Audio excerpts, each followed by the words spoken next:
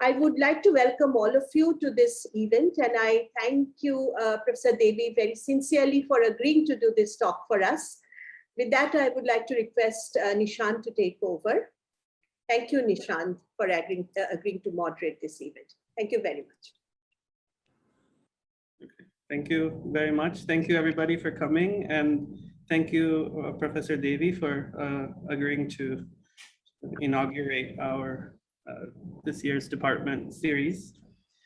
So I had the good fortune of working with Professor Devy, when I was in my early 20s, right? And for a few years, I worked in Bhasha and at the academy he founded in Chota Udaipur district in Gujarat, the Adivasi Academy at Tejgadh.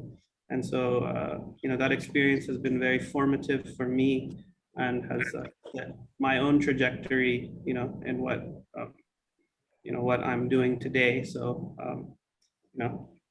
so I'm very grateful to him. Professor Ganesh Devy was a former professor of English at MS University in Baroda, and currently he's one of India's foremost public intellectuals. He was the founder-trustee of Bhasha Research and Publication Center in Baroda and the Adivasi Academy. Also, he founded the DNT-RAG action group, which is fighting for the rights of denotified tribes around the country. As Madhumita mentioned, he coordinates the People's Linguistic Survey of India, which is documented over 700 languages so far. With the speakers themselves contributing data instead of people going out and getting it. So Devy, of course, Professor Devy has won several awards, including Sahitya Akadami Award, the SAARC Writers Foundation Award, Padma Shri, and recently the Linguapax Award for his work in People's Linguistic Survey of India. He's written several books, many of which are available in our library. So you can see them, such as After Amnesia, Tradition and Change in Indian Literary Criticism, A Nomad Called Thief, Reflections on Adivasi Silence, and recently The Question of Silence, Encountering Violence. So, and right now, Professor Devy has shifted from Baroda to Dharwad, Karnataka, where he is serving as the president of the Rashtra Seva Dal right now, which is an organization committed to spreading values of democracy, secularism, and scientific temperament. So the title of his talk today, which I feel continues his sort of long engagement with the question of memory, amnesia. He's been long interested in these issues, is Humanities in the Age of Artificial Memory. So yeah, thank you very much for joining us, Professor Devy. Good evening, everybody. Nishant, it's a great pleasure to see you. And I'm very pleased that dialogues will make a beginning for this year. I thought I'll speak about social sciences, what is happening to them in our time, because the changes taking place in the social sciences are very phenomenal over the last several decades. One has often described those changes as epistemic changes. And episteme, as I understand it, in a common man's language, the building block of knowledge. When the episteme changes, the entire edifice of knowledge changes. But it is not just the question of having new theory all the time being bombarded towards us, on us from all directions. It is not just the question of having to unlearn all the social science that one has learned so far, not just the question of having to encounter new social realities, but something far more profound than all these that is at hand. And we need to understand, make an attempt to understand what it is. I am trying to make an attempt at providing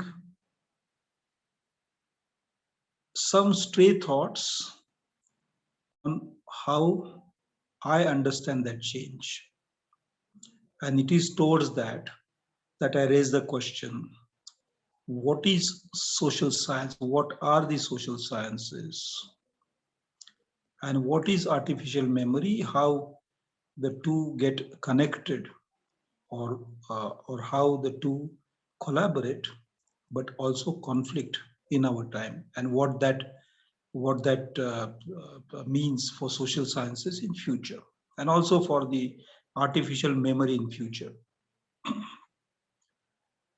We all know that our social sciences are divided in so many branches. We call them subjects. And we have sociology, political science, anthropology, economics, etc., etc., etc. The range is not fully, finally determined, because some of them border on science, for instance, geography, or archaeology, or statistics. Some of them border on the arts, such as literary criticism, and so on. But we, by and large, know what social sciences are. So with that comfortable assumption, I proceed. If we look at the history of economics, we're able to pinpoint a beginning. One says, okay, we begin with Adam Smith. Or if we have to go to political science, we say, okay, we have to go back to Hobbes, maybe Rousseau. If we are to go back to anthropology, similarly, we go back to 19th century studies related to Australia, to some extent, the United States and Africa also. But what it was that made social sciences, that's a question that had often come up in my mind. And when I was trying to figure out the precise development of precise trajectory of this discipline of study, this wing of studies, human studies, I found that the Napoleonic Wars in Europe had a lot to do with the development of social sciences. Of course, we know history begins with Hegel, scientific history. Just as I mentioned, Adam Smith and political scientists. But it was at the end of the European wars, in the first 2 decades of the 19th century, that a certain unexpected impetus was received towards thinking about social sciences differently. Disappointed by the fall of Napoleon, a scholar called Auguste Comte, who actually developed a nervous breakdown, but somehow recovered from that because of the loss of power that the fall of Napoleon caused for him. It is because of that Comte decided to redraw sciences, and he came up with, he spent Napoleon was out by 1815. Comte started his work in the 1820s and continued it for the next 20 years. He drew up the map of knowledges in his time, and legislated that knowledge be distributed as arithmetic, astronomy, and so on. And one of the branches he called social sciences. And then he spent enormous amount of energy in describing how social sciences are different from pure science like mathematics or like physics, or on the other side, the sciences based on laboratory work such as chemistry to engineering. This was in the 1830s, and that's about 190 years before our time. In those 190 years, in those 2 centuries, the social sciences have developed enormously in many ways, and they have endeavored to document societies, analyze them, interpret culture, and in short, through their collective enormous work, they have given to us, for the people in the 21st century, an unimaginably large wealth of memory about who we are, how we have been, how we behave, how we respond, how we think, how we articulate, how we relate to the external phenomena, as in philosophical social sciences, as in phenomenology and so on. During the last 50 or 60 years, a lot of new theory has literally blasted these assumptions. And no longer do we believe in the theory of, let's say, Levi-Strauss or Durkheim, and we have our own way of looking at things. And this recent change over the last 50 years is described as epistemic change within social sciences. I'll now turn to another episode in human history. And for that, I like to go a little beyond the 19th century, back in history. If one were to raise the question as to what is knowledge, there would be several answers readily available for us to answer that question. But one of the ways of answering that question is, knowledge is accumulation of memory, collective memory, collected memory. That answer describes knowledge as a process as follows. It is that humans have sensory perception ability, allowing the human brain to internalize experience, grasp experience, have cognition of experience. But that is limited to an individual. But when there is more than one person, or there's a group of people, the exchange of this cognition through the medium of language, which fortunately we still have with us, these individual cognitions come together and form a certain collective deposit of what so many individuals experience. This deposit then gets transferred from one generation to the next generation.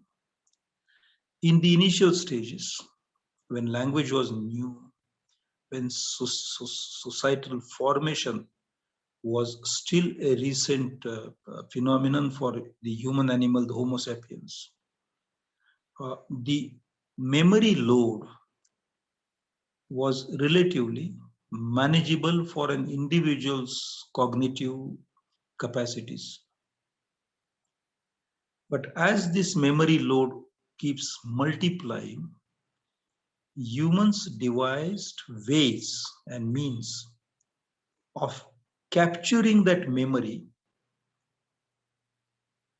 in easy knots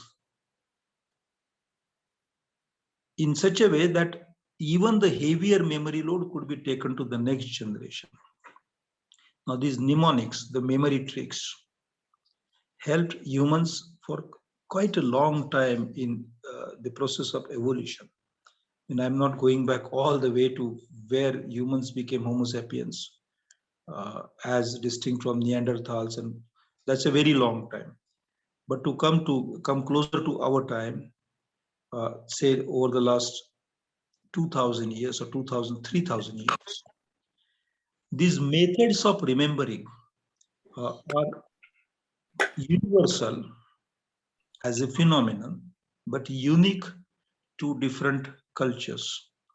For instance, in India, in ancient times, people remembered large chunks of knowledge by using initial letters.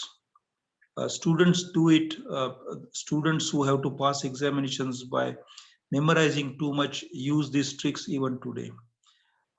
So certain signs, certain signages, certain systems of secondary systems of indicating memory chunks came to be used. When one started moving forward in history, even these tricks were not enough for the entire memory load that a society had inherited.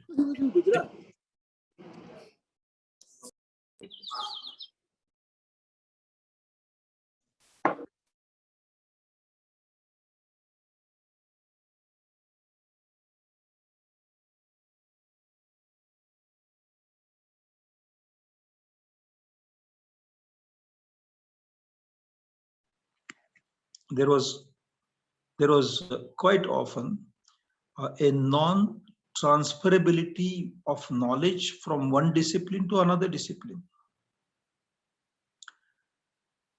Throughout the 15th century, 16th, 17th century, European scholars, European philosophers had been battling with this difficulty in transfer of knowledge from one discipline to another discipline, because the codes with which a discipline, knowledge in a discipline was remembered were different. I mean, to give a simple example, in chemistry, matter is discussed, but the notation such as H and O and CH and S used is not the notation that physics uses.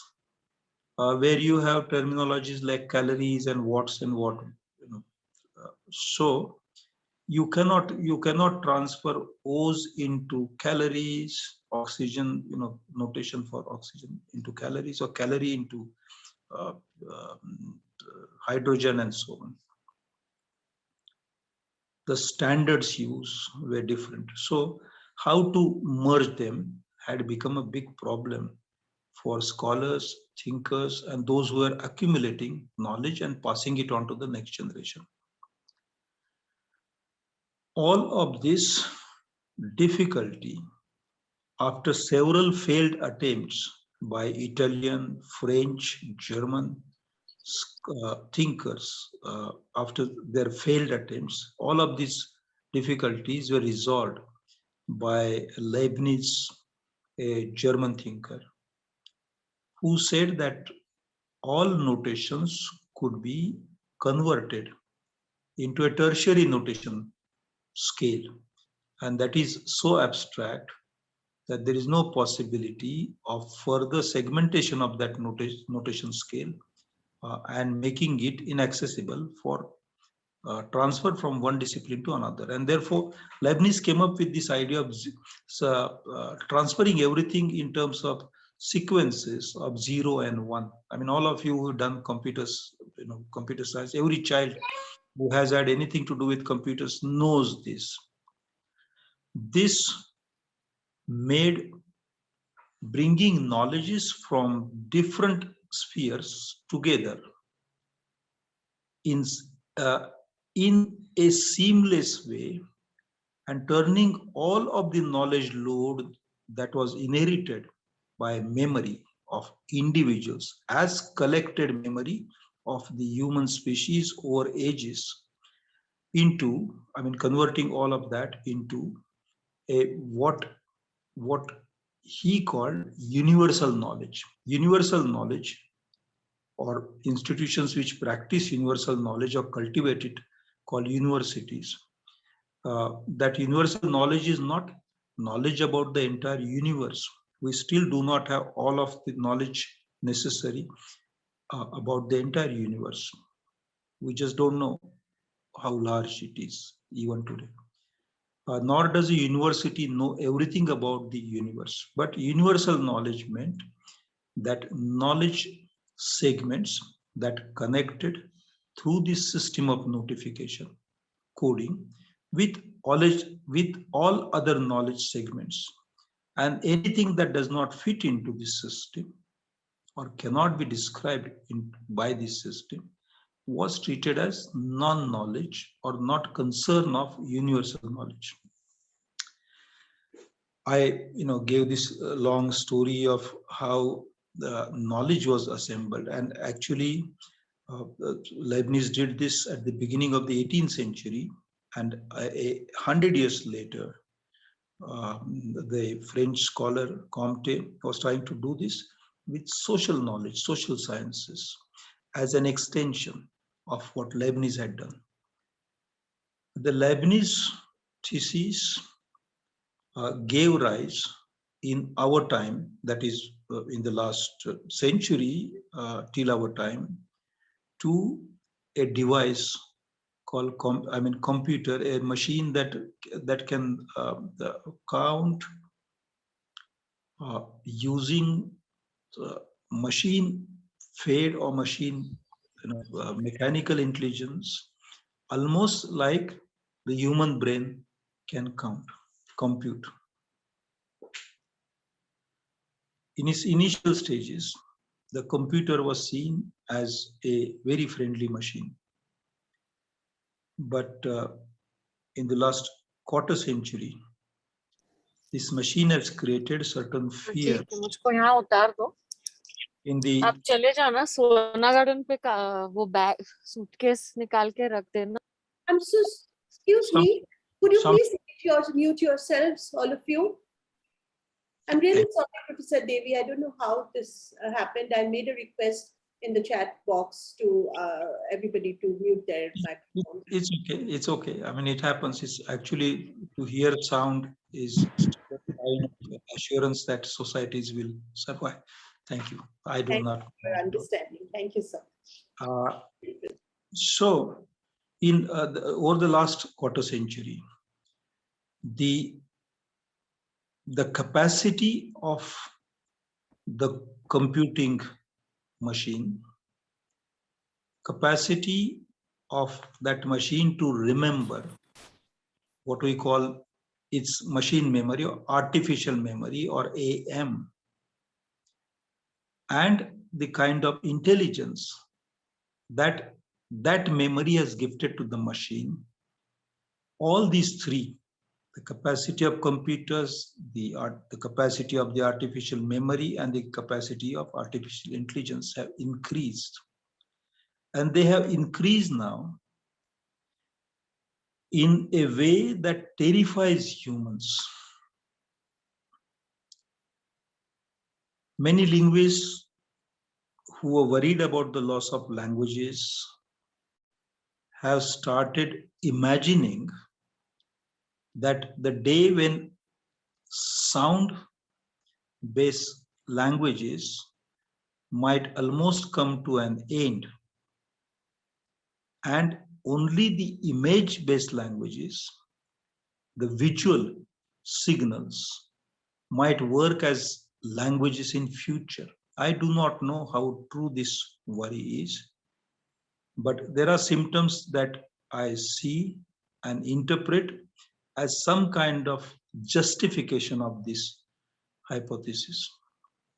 After 70,000 years of use of language, if humans move out of language, a lot of what humans are inherited through language will be almost lost. Political scientists have started worrying just as linguists are worried. They worry that democracy, which is founded on the concept of demos, the people, is getting challenged because of this enormous capacity of AI to manage surveillance, to get into individuals' innermost thoughts without the permission of those individuals, and therefore democracy may decline. There's a very serious, very genuine worry about decline of democracy all over the world. This is not peculiar to any particular country. It is a universal phenomenon. It's happening all over the world. Similarly, those who are working in the field of history, archaeology, and those who work in the in disciplines which are specifically devoted to think about memory. History thinks about what we remember. Archaeology similarly has something to do with the past, and past. The notion of the past is founded in the idea that memory is possible. Otherwise, there neither past nor future anywhere in the cosmos. It's what we have imagined. In so many disciplines, there is a worry that our perception of what is human has to undergo a complete change. I'll not say radical, fundamental, epistemic. I'm saying a total change, absolute change. All of you are familiar with the ideas such as cyborg or Homo Deus. I mean, if we look cheerfully at the coming change, then we use the term Homo Deus. Deus is the Greek god, and humans might become like gods in future. If we look slightly pessimistically, skeptically at the coming change, we use the term cyborg, and that is a human-like animal whose mind is given an additional capacity by the use of artificial intelligence, where it's difficult to decide whether that person is machine, not machine in the conventional sense, whether it's artificial intelligence or is natural intelligence. That being the, I mean, are we so rapidly moving towards becoming cyborgs or Homo Deus? I wish I could say no, but the enormous energy and force with which we are all being pushed into becoming digital beings rather than remaining our physical beings, prompt me to say that indeed we have probably already entered the very early phase of becoming cyborgs or Homo Deus.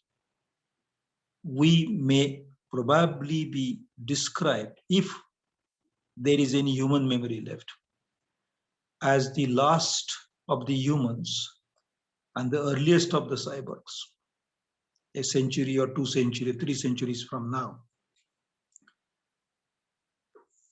In such a situation, the social sciences, which describe humans, stand the risk of getting completely trashed. If humans are moving from language based in sound to languages based in science alone, visual science alone. A discipline like linguistics, a large part of linguistics, will have to be discarded. History probably will be of no use because the artificial memory is capable of remembering, but it has no memory of itself. Humans are capable of remembering, but humans always have the capacity to imagine a creation story. When you go to any community, any tribal community, any nomadic community, any community anywhere, those people have always a story to tell to you. Well, there was paradise and there was even Adam, or there was Vishwakarma, or there was a Prajapati, or there was this or that god, or this or that way, or this or that fruit, and from there we arrived here.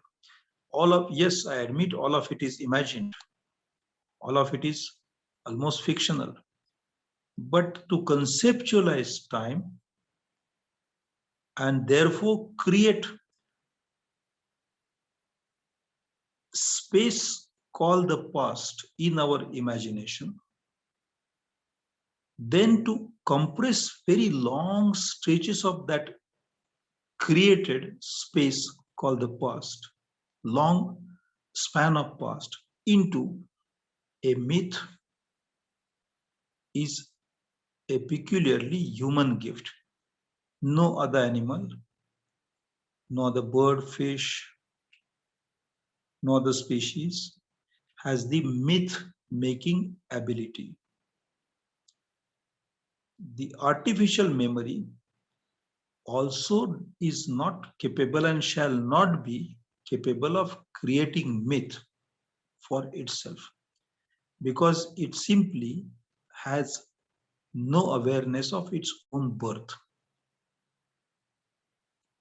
Human mind has imagination and therefore generates an imagined picture of the future, while we have no guarantee that the future is there or future shall be there. But we do imagine that there shall be future. While the artificial intelligence does not have a similar kind of imagination, since it is working within the matrix of a logic which leaves many gray areas, at least till today, out of its matrix. Though there are many machines now specializing in working in gray areas. Yet, just as the human brain, every human's brain has this ability to imagine, every computing machine won't have it. I'm trying to say that when we are in times when the notion of what is human is undergoing change, when we are in times where the neurological structure and the functioning of our neurons are adopting a very novel and new way of looking at the phenomenal world, the social sciences that we have inherited, that we practice, to which we have contributed so meaningfully, all of them remain of no use to us. In short, while artificial memory came up in order to assist humans to arrange the knowledge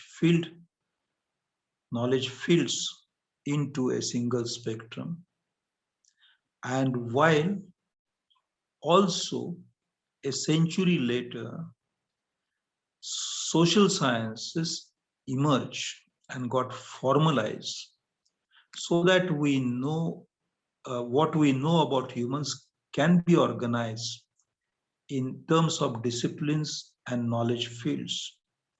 The two methods have today come into face-to-face confrontation. And in that confrontation, probably the result, the outcome is a foregone conclusion. And that conclusion is a pretty depressing conclusion for us. In order to put ourselves back into the task of describing humans, we have to invent novel ways of looking at ourselves and the intelligent machine and the relationship between the two. And I propose that among the novel ways that we can probably try to explore this newly developing relationship, among these novel ways, one is to think on large scale. For instance, in history, if we've been looking only at the last 2000 years of Indian history, or only the last 1000 years of European history, we should now start looking at history of humans in India for the last 45,000 years. Genetics has told us that there was population development in India for 45,000 years before the Christian era. That's we have to change the focus. If in anthropology we were told to look at a single community or some communities, we'll have to think of life on so many planets, including the planet Earth, in our anthropology. If in linguistics, we've been trained to look at voice-based languages or sign languages at the most, we'll also have to look at other languages such as spoken by birds or by plants, not spoken by, but used by plants or ants, and ants do have their intelligent, extremely intelligent method of communication, or bats. That is, all of this communications of all of the species, communication of natural life has to become the field of study for linguistics, communication studies in future. And in political science, it is not just the question of democracy, autocracy, plurocracy. All that is fine. It was good at one time. But we'll have to think of cosmocracy. And that is, think of politics between humans and nature. I will conclude now. In Karnataka, a very strange story is emerging. I live in Karnataka, and therefore I'm bringing the story from Karnataka to you. It appears that in Hassan district, 800 elephants have ganged up to wage a war against humans. And they regularly go to some villages and maim people and children, attack their houses, and so on, remembering the adversaries they met, human adversaries they met in the last confrontation, clash. And humans have started using sensors which are planted on the bodies of the elephants to get a prior warning, just as we use at one time radar to get an idea of the objects flying over in the skies, enemy objects flying in the skies. Clouds or no clouds, radar does its work, whether clouds are present or not, that we know. Animal species waging wars against humans is a phenomenon that is not entirely unknown in the past, but it is acquiring quite new texture and tones, or nature itself, environment itself, becoming adversary of human species and other species, should be a part of our political science today.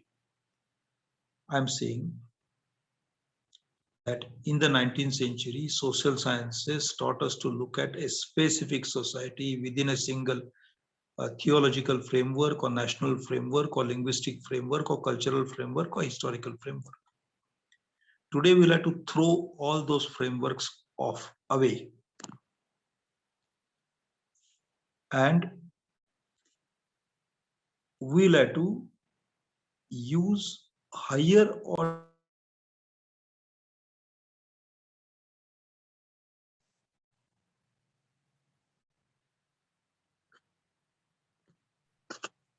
we'll have to use higher order frameworks to frame our research questions, to get our idea, to put our ideas together, to put to scrutiny our observations, and our conclusions will have to move not just beyond a single subject to interdisciplinary level, not just from university to the society surrounding the university, but way beyond our entire planet,